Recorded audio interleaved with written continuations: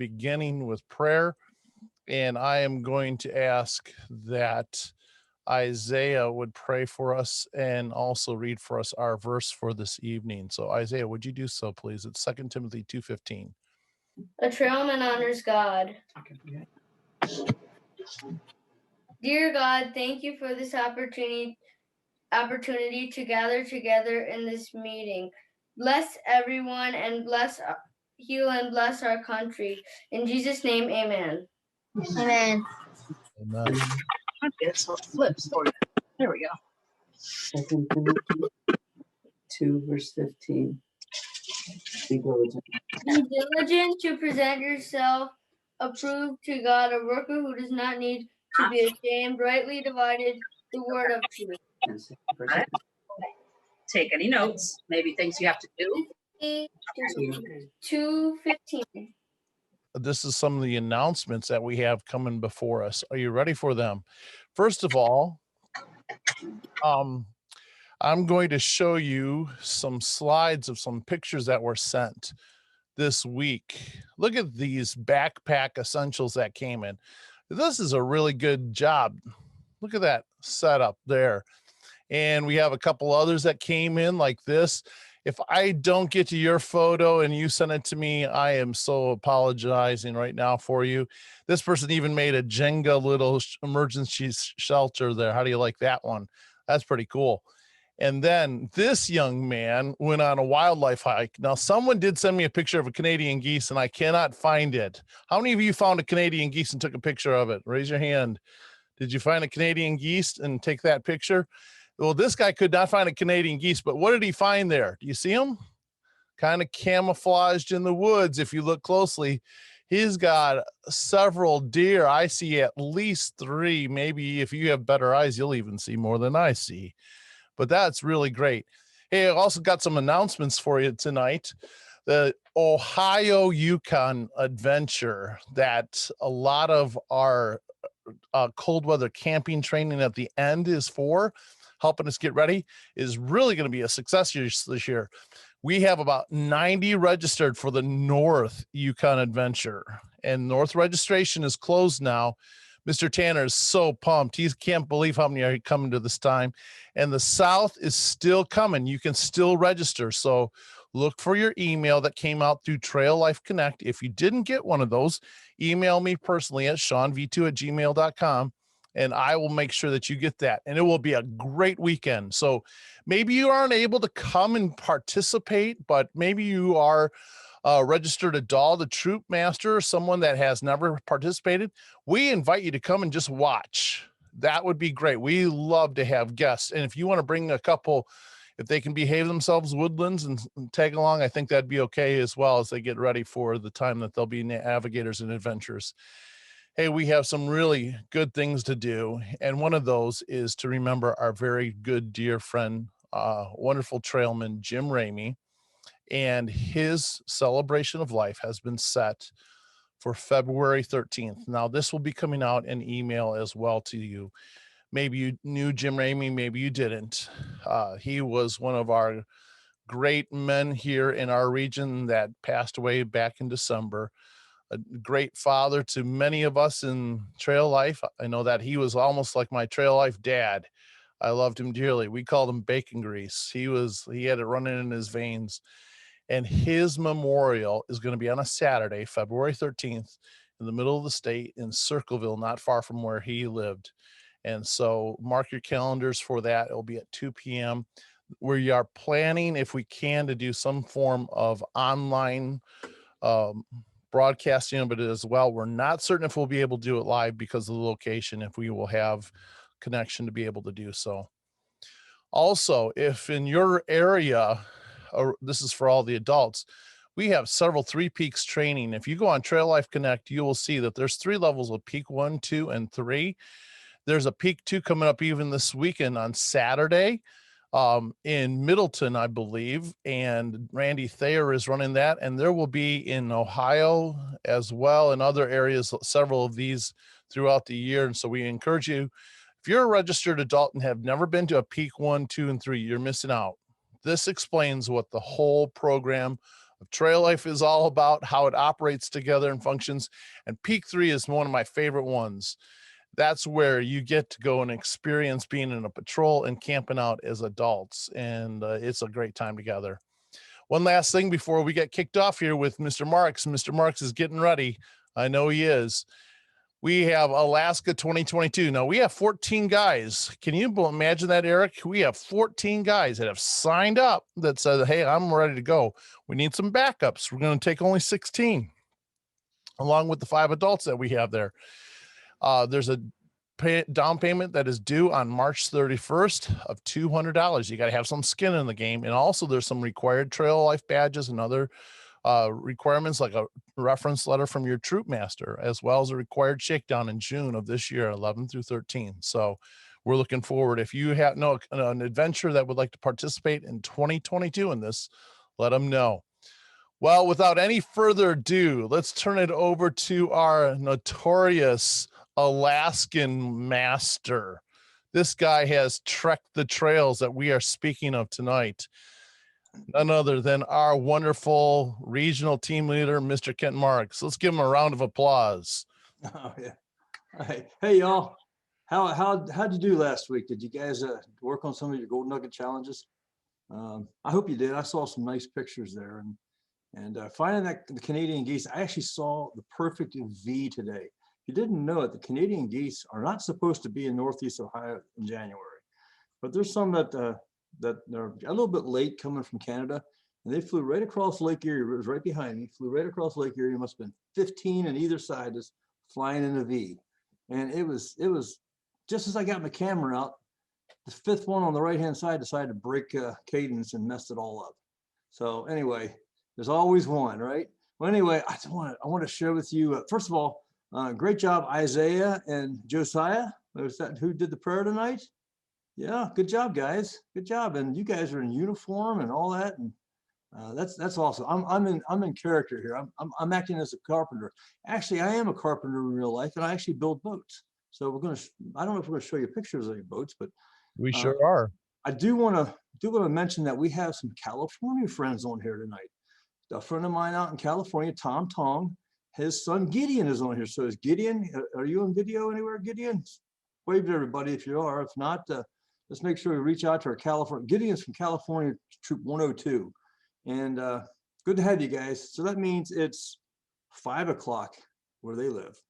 So they're probably getting ready for dinner. Anyway, tonight, first of all, we talked about Skagway in our first session. When everyone went to the port of Skagway, that was a gateway to the Klondike. And then they took the Chilkat Trail and entrance into the Canadian mountains. And as you see the picture here, that's the climb up the Golden Staircase to the top of the mountains of the Canadian Coast Mountains to the Canadian border.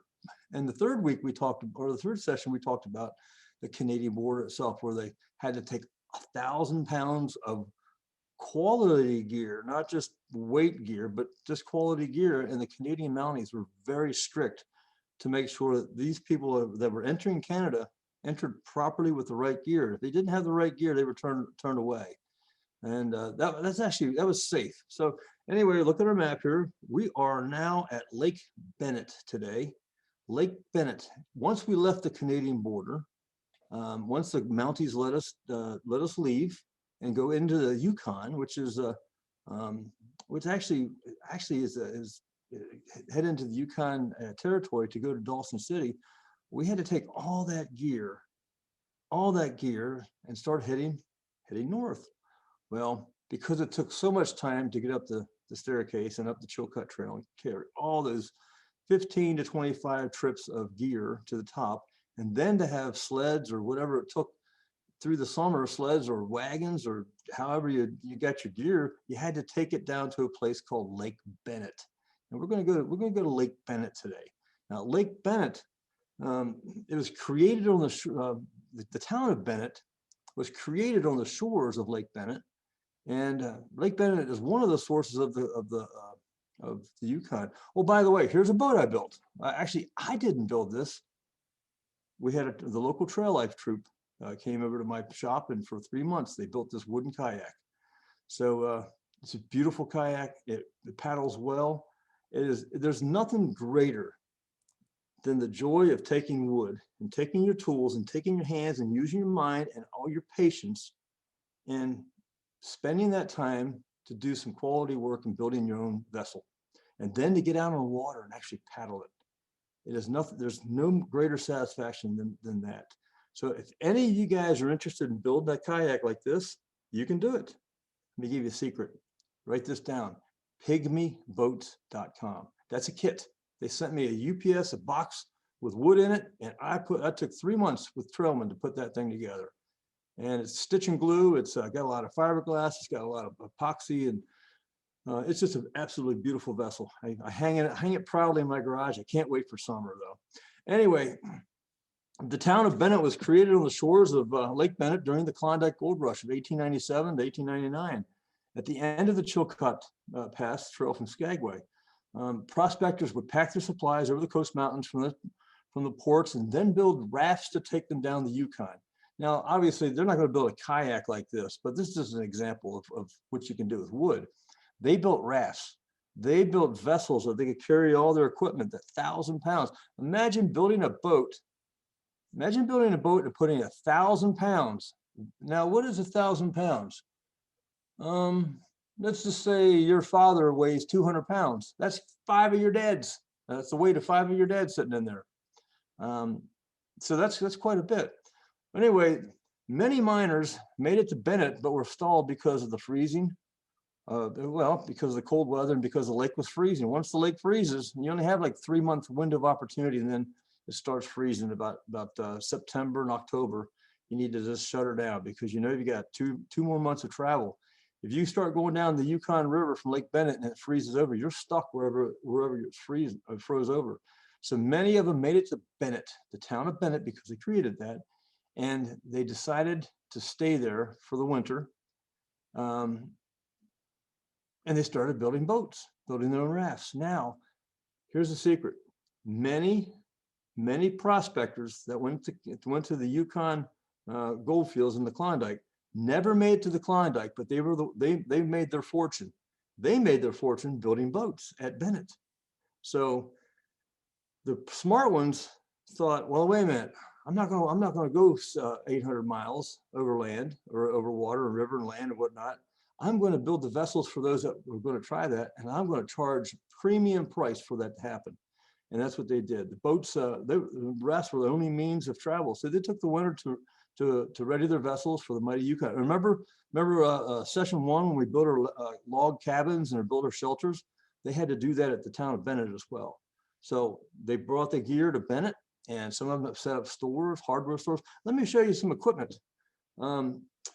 Well, anyway, once the river opened, many miners took their vessels down the Yukon, and many of them perished because there's a lot of rapids, a lot of rocks, a lot of things called strainers. A strainer is something with a tree that falls in the river. But this is a mallet. It's not steel because it's a little bit lighter, but you can use this mallet to help pound your wood pegs or whatever you took to build your boat. I also got a bit. This is called a bit. And this is called a brace. This is how they drilled holes back then. They took the bit, which just fits right in here. Let's see if we can take this bit out. Right there, you see the end? It fits right in the end of this. And they carry different sizes bits. And what they did, because they hadn't had a lot of nails, they would drill holes through the wood that they cut from trees. And then they go out and get oak pegs, and they put the oak pegs in water and run them through these holes that these bits made, and then when they dried, they would swell, and that would hold the lumber together. Something else I brought, it's called a what is this called? Anybody know what this is called? There's different names. What is it, Asa? Asa Golf? It's a debarker. What is it, Jackson? Asa? It's a draw knife. Draw knife. That's what it is. It's a draw. So we take this. Now you see that sharp blade right there with the light shining on it? That's really sharp. I can actually cut paper with that right now. But you take this and see how it's a little bit of an angle to it, and you can take this and draw it on the bark of a tree. So when you cut a tree, you want to make a boat, you'd have to debark it. So this is a draw blade. Good job, Jackson. Good job, Asa. So anyway, I wanted to show you those things. Let's talk about our first Gold Nugget Challenge. Are we at that point now, Sean? We just about are. Okay. Am I ahead or behind schedule? You're right on scheduled for All that. right. So Sean is showing some pictures of, these are trailmen from Trail Troop 215 here in Madison, Ohio. They came over in the wintertime. And see the fathers in the back, the leaders in the back? Guess who's doing the work? The trailmen, right? There's all the trailmen. Look at the adults who are standing back. They're letting the trailman, he's injecting epoxy in each of the joints. If you look real close, it looks like a little piece of wire. Those are all, it's called wired stitching glue. That's how that boat is formed and shaped. All right, you got any more pictures, Sean? There we go. Once it's all together, they took all the wire out, and then they sanded it down. And then the next picture has them. It's probably, well, anyway. Anyway, the next photo would be them putting epoxy and fiberglass on. And I think we have a finished product too, somewhere in there. Yeah. So We are to our memory verse. our memory verse today is 2 Timothy 2:15. Matter of fact, this troop in Madison's troop 215 from this verse. Do your best to present yourself to God as one approved, a worker who has no need to be ashamed, rightly handling the word of truth. So this is the verse for you guys to memorize this year. Did anybody memorize last session's verse? Anybody? Sterling McNeese, would you like to tell us what the memory verse was? Go ahead, unmute yourself.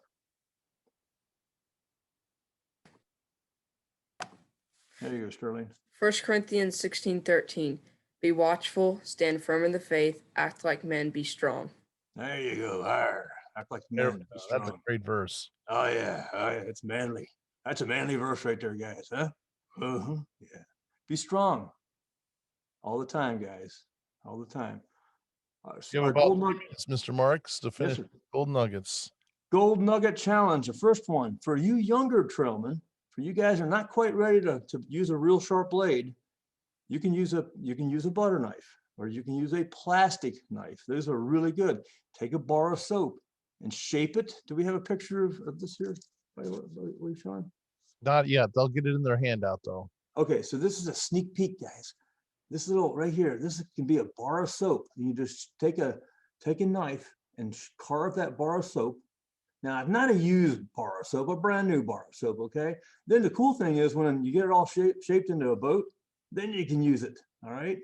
So that's the first challenge, is to take a bar of soap with a plastic knife, carve out a vessel, maybe similar to one used to paddle down the mighty Yukon. Gold Nugget Challenge 2 is take a 1x10x12 board and cut out a propeller slot. Use a rubber band and wood paddle to launch. That would be this right here. Ooh, look at that. Just take a board, cut the little notch out, just like the measurements. This is a rubber band. Have a small piece of wood, like you can even use a popsicle stick or something, but you spin it around and then put it in water and watch that thing propel that boat forward. It'll take that thing right across the bathtub or whatever. And all these designs will come in the email that we'll send to you. Okay, and then the third Gold Nugget Challenge is using a clean 5-gallon bucket. Now I've got something for you Alabama folks, because I know there's Alabama and California folks that don't always see cold weather. I heard Alabama's guy said that was what, 28 degrees? That's pretty impressive. That's pretty impressive. That's cold. That's cold. I don't like to sleep in 28-degree weather. But anyway, our last one is take a 5-gallon bucket, pour 12 inches of water into it right here. And this is the north central region. So any state that's in the north central region, you're going to have really freezing cold weather. So you Alabama and California guys, you don't count on this one. But here's the deal. Even if you can't make that work, take a bottle of water, right? Take a bottle of water, open the cap, all right? And set that bottle of water in your freezer at home. And when it gets to be a solid chunk, take that bottle and cut that plastic away until you just have a vessel of ice. Same thing with the 12 inches of the bucket, with the 12 inches of ice. I want you to take that out, and that is how thick, that or deeper is how thick Lake Bennett gets every year. So you have to wait for all that ice to melt before you can get your boat back on the lake.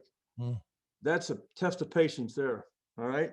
So those are the 4 Gold Nugget challenges: the memory verse, the bar of soap with a plastic knife, make the little wooden boat, and do the Gold Nugget Challenge with a 5-gallon bucket of frozen water. Thank you so much, It'll Mr. take you Mark. 2 weeks. I think we're done, aren't we? We are. All right. Good seeing you guys. We also have tonight another video to show you before we get to our guest, Mr. Jim Hanks, that's going to be ready for a question and answer. But now Isaac V2 from Troop OH360 is going to present a way to make fire starters, especially when you're in wet settings. So here is his video, and this video, as well as Mr. Hanks, will be available for you on my channel on YouTube to watch at a later time if it doesn't work well for you in your setting. Hi, I'm Isaac V2 and I'm from Troop Ohio 360. I am the second officer there. When I was preparing to make this presentation today, I searched how to make a fire. And what I found was kind of ironic, and it said, no matches found.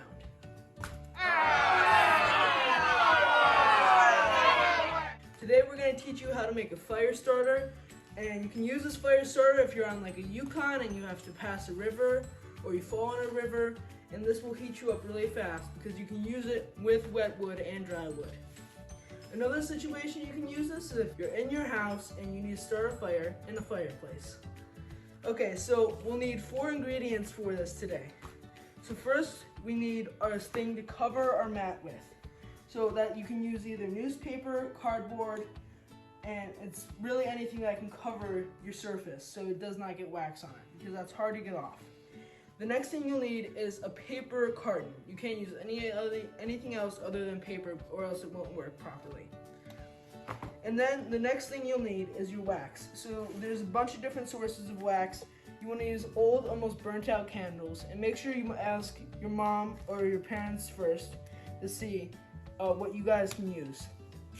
You can also use broken crayons, and make sure you peel them so you get everything off of it.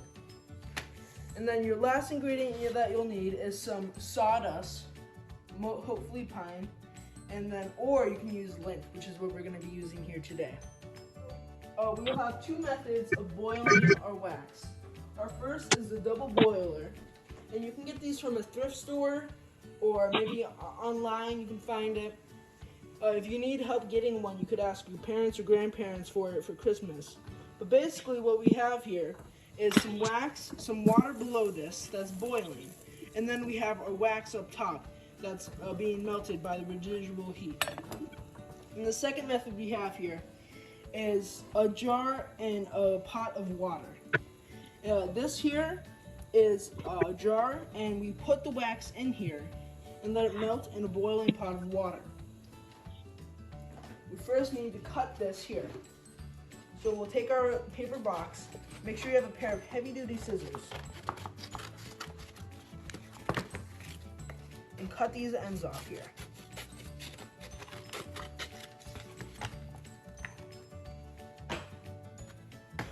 Okay, now we'll put our lint in it. And when you're putting this lint in here, you want to make sure that you're not putting it in any other spaces in here, or else it'll be tough to tear it apart. And make sure you're pushing down all the way so you have the max amount of fuel time, so it burns longer. Make sure you also do not overfill so the wax pours everywhere when you do it.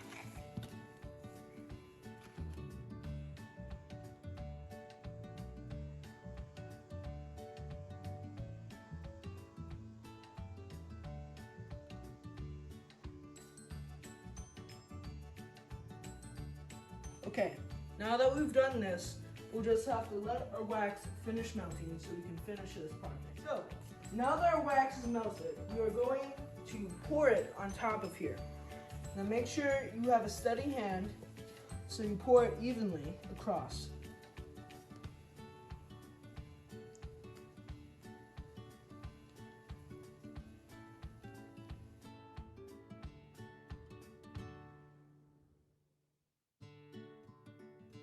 Okay, now that we've done this, once these cool off for the next couple hours, they'll eventually look like this.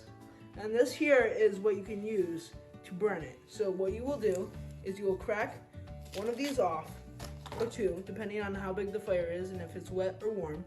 If you're using a wet wood, I would recommend using 2. Break them in half, and then you'll use your lighter or match to start this and light one of these ripped corners. Now we will start a fire in our fireplace to show you how these things work.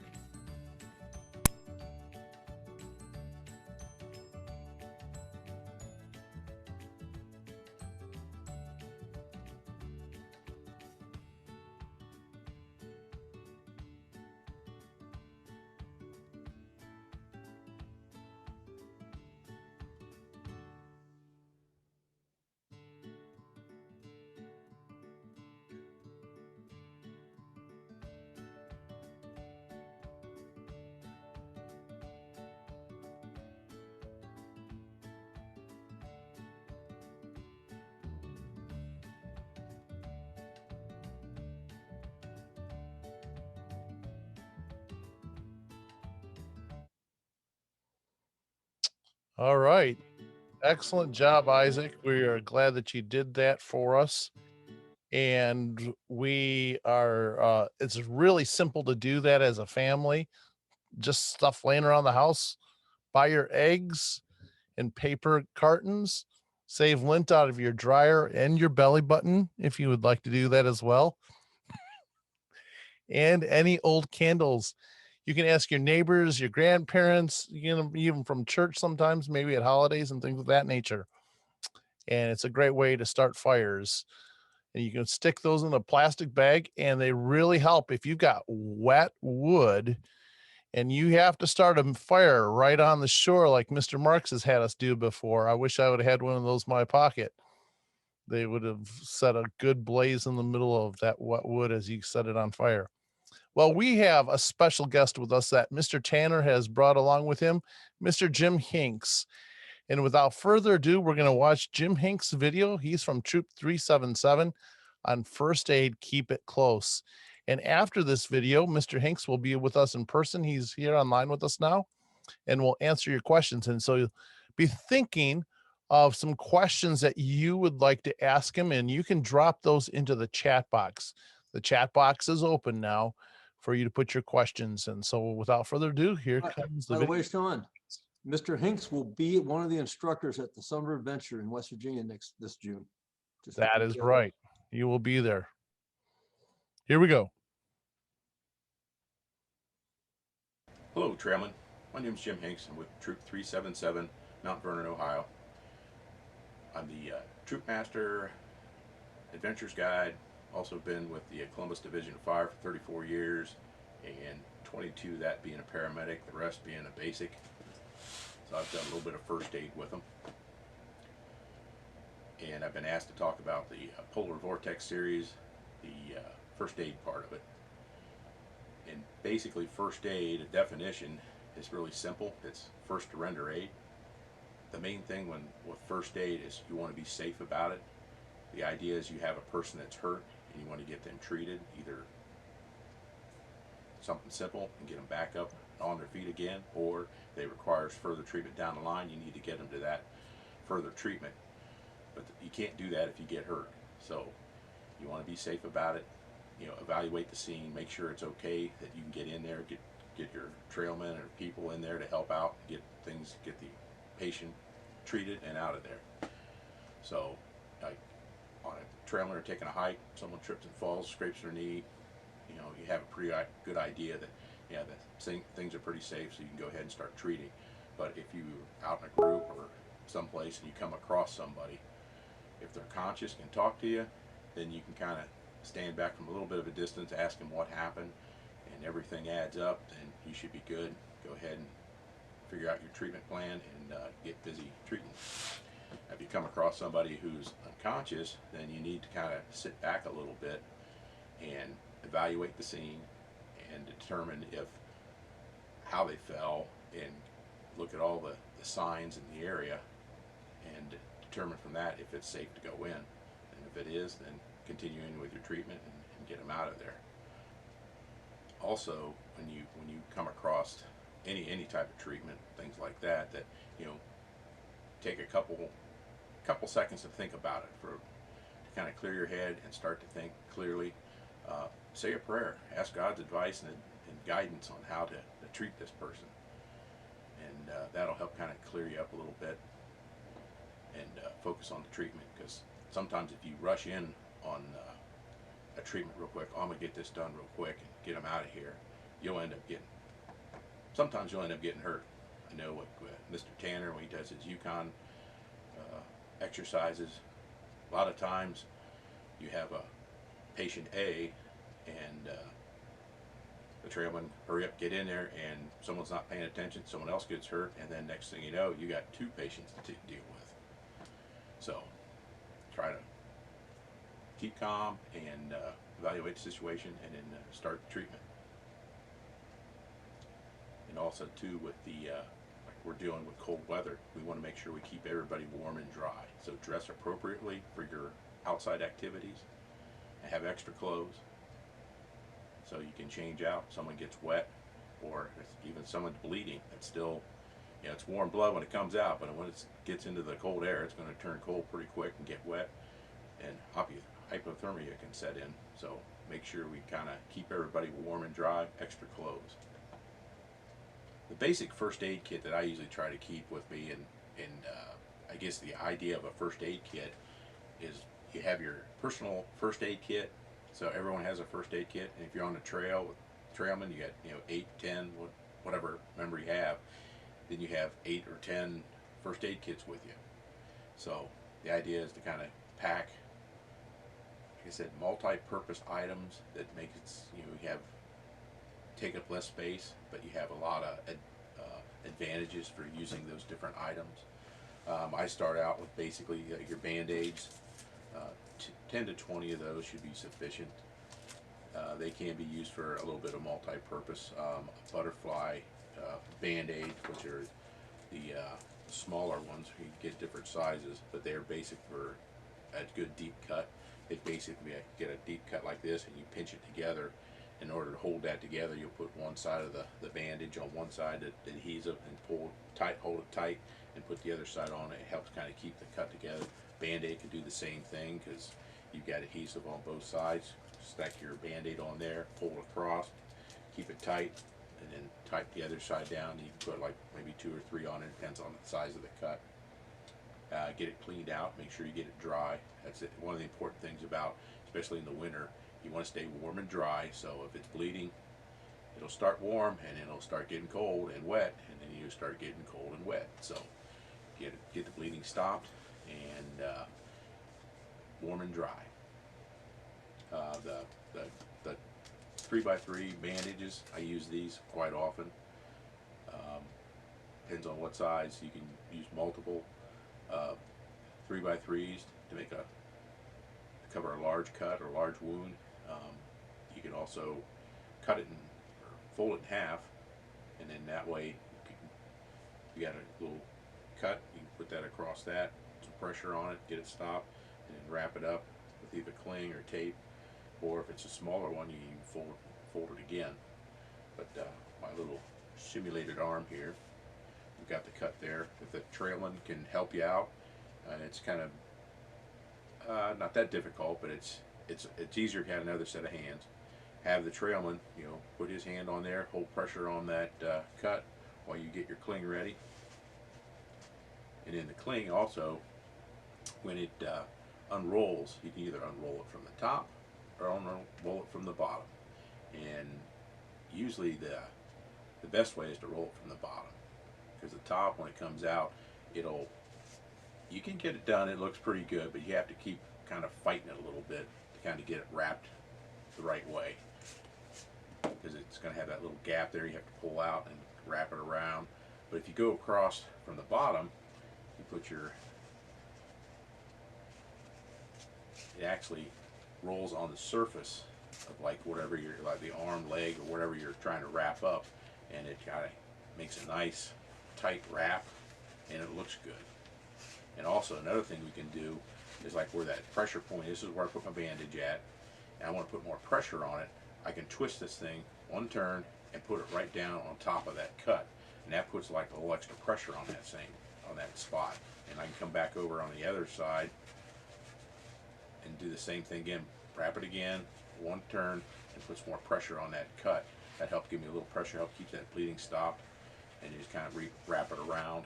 And then when you go to get done, you can take your scissors, cut that off, or I can just tuck it underneath there, and then I'll kind of hold it. But you probably cut that and then wrap the tail end under there, and you could put a piece of tape to really make sure it's really good and secure on that. But like I said, cling works well for sprains and strains. Other thing we have is that Ace bandage. Same thing. It's kind of like cling, but it's more of an elastic bandage. It works good for sprains and strains. A lot of times, if you get a sprained wrist or especially like an ankle, that you want to, the person can still kind of walk, but you need some support. This way, you can kind of wrap that ankle up, and it'll help support that ankle. Maybe able to walk out, but if it's still not working that well, you might want to. Best place is probably to splint it because you're not sure if it's broken or not, and only X-rays will determine that. Also, the Yukon coming up, Mr. Tanner likes to do first aid treatment and get Trailman involved with that. So he's going to want to make sure that you know how to do it, but also it looks good when you do it. So if you make a nice wrap and it looks really good and it's been done well, you probably get extra points for that. If it doesn't look too good, you're not probably going to get the points you need. So make sure you do this stuff and practice it, and to make it look good. Other items, pen and paper. If you need to write something down, if you're out of sight someplace and you decide that you're going to try to go someplace else for further help, you can write a little message, leave that there, and tell them the direction you were headed for. Nail clippers are good. Some ointment, antibiotic ointment would be a good thing to have. Also, I have the other thing with in the cold weather, you want to keep people warm and dry. One way to stay warm is with a fire. I've got a little container here that has some matches in it, but on the top of it there's a compass. So multi-purpose there. Magnifying glass. My eyes aren't as good as they used to be, so I can see a little bit better with it. But also in the sun, it'll start a fire. Got your solar blanket, which will help kind of wrap the patient up, help keep their body heat in, help kind of keep them warm, then wrap some clothes around it. Make sure, like I said, dry and warm. If their clothes are wet, they've been bleeding someplace, and that's a damp spot, get that off of there and get them dry. They should, when you're hiking in your backpack, you should have some extra clothes to help you kind of keep you warm and dry. A whistle, a good signaling device, doesn't require much energy and makes a lot of sound. One thing, a triangular bandage. I use this quite a bit. This one works good for your arms, especially your elbow. I'll tie a knot in the one end of the triangular bandage, and basically what that's for is to create a pocket so that my elbow can fit into it. So get this done right. And basically what I'm going to do is I'm going to stick my elbow in there, and then I can adjust that where I need to be. And then I'll tie a square knot on top of that, and basically I can either raise or lower it to where it feels comfortable, and then wherever the patient says that feels good, tie it off right there, and you're good to go. And you can take another a 3x3, or not a 3x3, a triangular bandage, and make it like wrap it up, so you can kind of wrap that around the arm, and then also the patient's chest to kind of keep that arm from moving back and forth. Paint sticks work pretty good for some splints, but out in the trail you'll probably find plenty of sticks out there, so you can use that. Use the cling and the Ace bandage if you need to kind of wrap up the joint. Basically, if you think they have a possibility of a broken arm, leg, whatever, the idea is you want to splint above and below that joint. So like I said, if I got my wrist, I want to splint, put some type of splinting material underneath, and then kind of, I'm going to come up here to the top, and also go all the way back here, and that's going to immobilize that joint. Elbow, same thing. I'm going to probably I'll probably take a couple of these. I'll make a splint like that. I'll either snap that off, and then I'll hook that onto another piece, give you an idea. That was kind of, see how it's kind of a little bit long, that I can kind of get it set up to where I need to be, take that off, and then if I've got my splint, that way I can go ahead and splint that arm the way it needs to be, get it splinted fairly good, check for distal pulses, make sure you got a pulse. You want to get it wrapped snug, but not too tight where you're cutting the blood supply off. So check for pulses. Capillary refill is basically you take your fingernail, you kind of push down on it, you kind of see it turns white, and then when you let off, it turns pink. So that tells you you're getting blood supply into the fingertips. Also, if they can move the fingers, that's a good thing. Check for your pulse. Past to where the splinting part is. If it's in the wrist, check it in the wrist. Like I said, the fingertip or the nails, check that. Same thing with the toes and things like that. You can check the toenail. Same thing with capillary refill, and look for your distal pulses. Flashlight comes in handy, signaling, and also to see where you're going at night. Multi-purpose tool. You got your pliers, got some cutters in here, knives, screwdrivers, and another thing is the walking staff is a very multi-purpose tool. I've got my paracord up here. Basically, it's got a little bit of a rolling hitch, gives me a better grip on my staff. But there's 50 feet of paracord in there. Also, I've got compass on here, carabiners for clipping with. They're not designed. These aren't designed for lifting anything. They're just basically kind of help hold things onto your backpack, or like I said, I can put a clip of water bottle to that. Should be sufficient for that. But the staff itself can be used. To get two of these together, you can make a stretcher out of it. You either have a tarp, blanket, t-shirts work really well. The tarp or blanket, basically you're going to lay the blanket out, you lay your staff down, and you want to kind of divide that up in thirds. And basically, this was your two staffs will be down, one on this side where your third marks are. You take your one side of the tarp, roll it back over here, come back on top to touch the other staff. Same thing with the other one, wrap it and put it back to this one. You lay your patient down here, and basically the weight of the patient should help hold that stretcher together. T-shirts work really well. You'll take a t-shirt, go up one side of it and out the armhole, and then on the other side of the t-shirt, the other pole, take it up the other side of the t-shirt, out the armhole, and then basically how many shirts you need depends on how big your patient is. You can have like 2, 3, 5, maybe 6 t-shirts. Get those wrapped up, and that makes a very good stretcher. Pretty easy to make, and hopefully with your trail group with you, that you'll have enough t-shirts you can do stuff with that.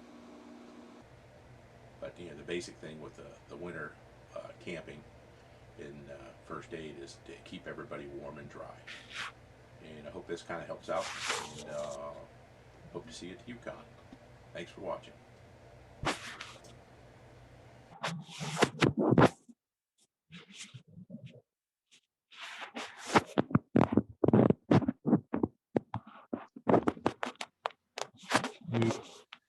Now take any questions. So who would have a question that you would like to ask Mr. Hanks that is about our presentation or anything of that nature tonight? So the first question, Mr. Hanks, what should you keep in a winter first aid kit or just a simple first aid kit? Is there any differences that you would have there? Well, can you hear me, Sean? Yes, I can. Go ahead. Okay. Basically, it's just a basic first aid kit. When you're out, either summer or winter, but wherever you're headed for, you want to plan for your event.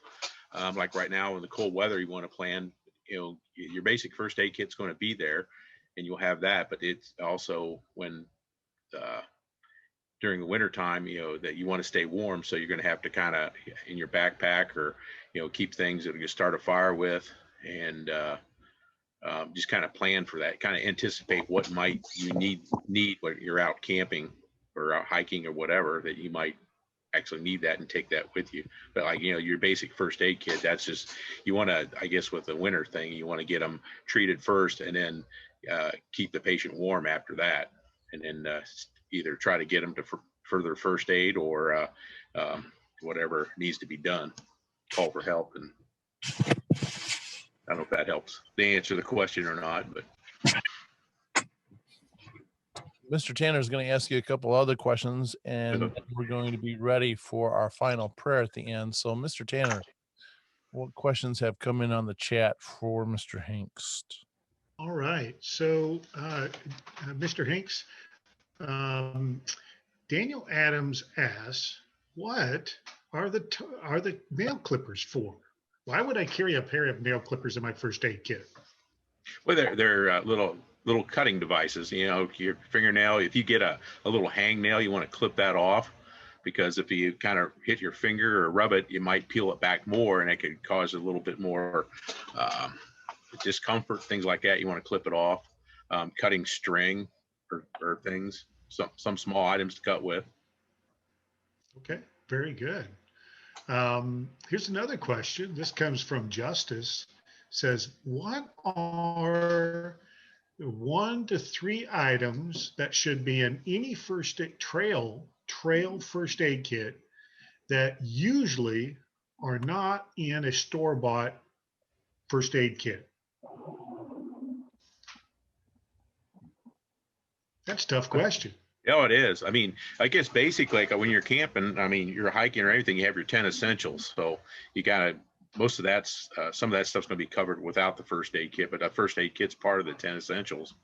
But, just some other things that, I mean, like I like to have multi-purpose items where basically they serve more than one purpose. That way you can have less things, but have more options to use those things for. I was kind of thinking about that question, Jim. One is many of the basic first aid kits do not have like the emergency wrap, your solar shelter, your emergency blanket type thing. Oh yeah.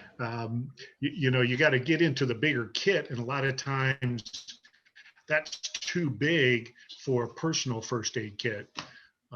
Another one I thought of is, and you had that one, and then you also had your multi-tool.